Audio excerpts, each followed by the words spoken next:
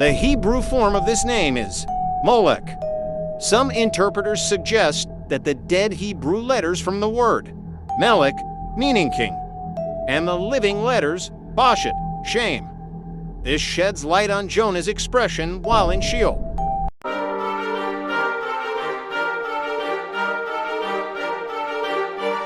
The Greek term Gehenna for hell comes from the Hebrew phrase gey-hinnom, the valley of Hinnom, which combines two words, gey, meaning valley, and hinnom, hinnom.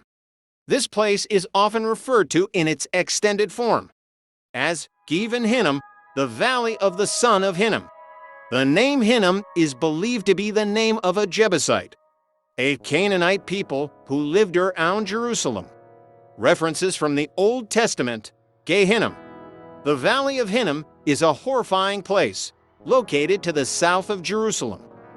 It's where Ahaz, the father of Hezekiah, and Manasseh, the son of Hezekiah, offered their children as sacrifices to the god Moloch. Righteous King Josiah, the grandson of Manasseh, declared the place unclean, and Jeremiah cursed the place, making it a burial ground.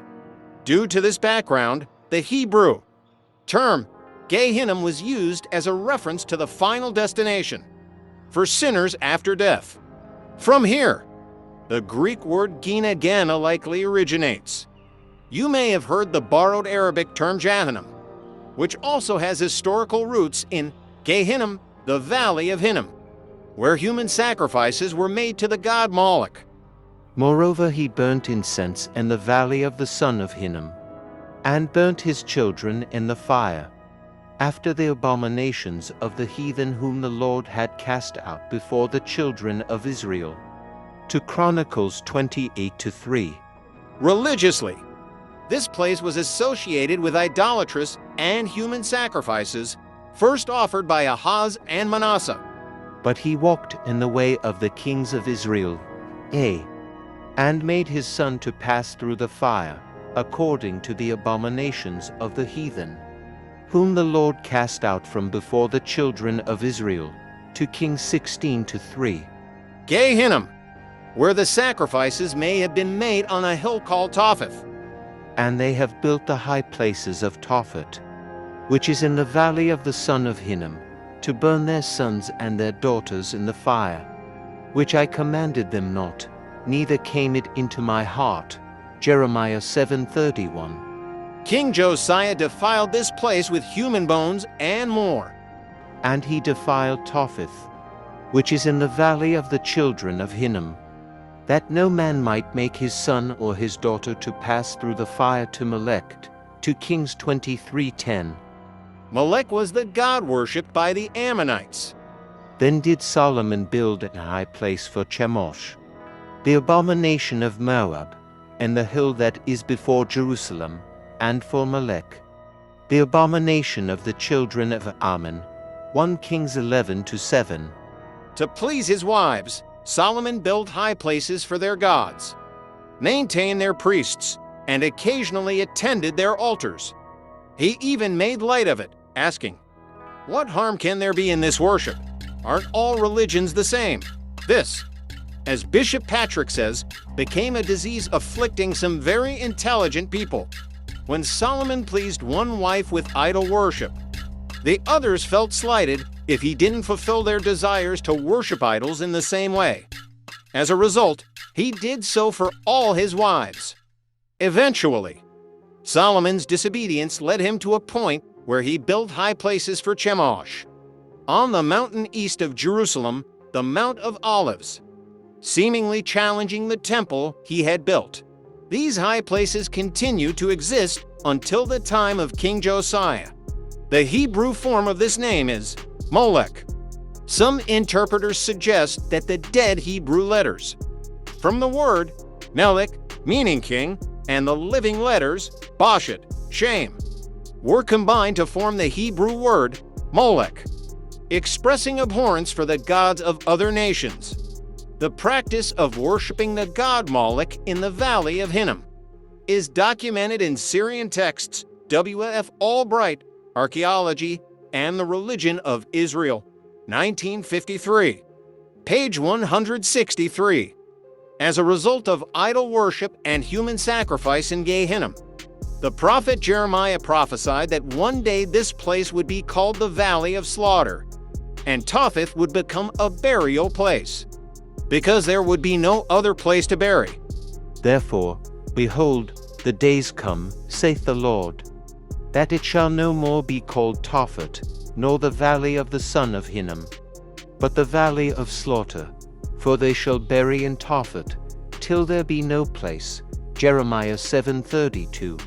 Implicitly, the term gey-hinnom is used as a figurative term in the Old Testament, as a place of punishment where the wicked go when they die, as evidenced by verses like, Behold, all ye that kindle a fire, that compass yourselves about with sparks, walk in the light of your fire, and in the sparks that ye have kindled, this shall ye have of mine hand. Ye shall lie down in sorrow. Isaiah 50:11. The verse below introduces a new and everlasting punishment for apostate Jews. And they shall go forth, and look upon the carcasses of the men that have transgressed against me. For their worm shall not die, neither shall their fire be quenched. And they shall be an abhorring unto all flesh. Isaiah 66:24. The punishment of Gehenna is also indirectly alluded to in the following verse. And many of them that sleep in the dust of the earth shall awake, some to everlasting life, and some to shame and everlasting contempt. Daniel 12:2. The Hebrew word daron, from daron, which is translated as contempt in the text, appears only in 2 verses, both of which refer to Gehenna. Because of this background, the term gey-hinnom has been used as a reference to the place of punishment for sinners after death, both in a physical and spiritual sense. Therefore, the Greek word Gehenna or gey-hinnom is consistently considered a place of punishment, both corporeal and spiritual. There is something interesting in the Chabad Jewish translation of the book of Jonah. In the verses below, it is noted that Jonah was in Sheol, and in his distress, he praises that God raised him from the pit of destruction, Hebrew, Shakhet. Chabad translates this Hebrew term as Gehenna, as seen in Jonah 2:6. I went down to the bottoms of the mountains. The earth with her bars was about me forever, yet hast thou brought up my life. From corruption Mishakhat, O Lord my God, Jonah 2:6. This sheds light on Jonah's expression while in Sheol. In the 6th verse, the Hebrew word Shakhet, which can be translated as a pit of destruction, grave, or place of punishment, is translated by Chabad as Gehenna. This emphasizes that Jewish people were familiar with the concept of Gehenna as a place of punishment for the sinful. Jonah uses the term Shakhet in his remorse for his sins. The term gey-hinnom, or Gehenna, not only has this meaning in the Old Testament, but also has a broader connotation. From here, the Greek word Gehenna, meaning hell, originates. In the time of Jesus, Gehenna was already known as a place of punishment after death, and Jesus also used this term in his teachings. We can see the transition of this Hebrew term into Greek as Gehenna.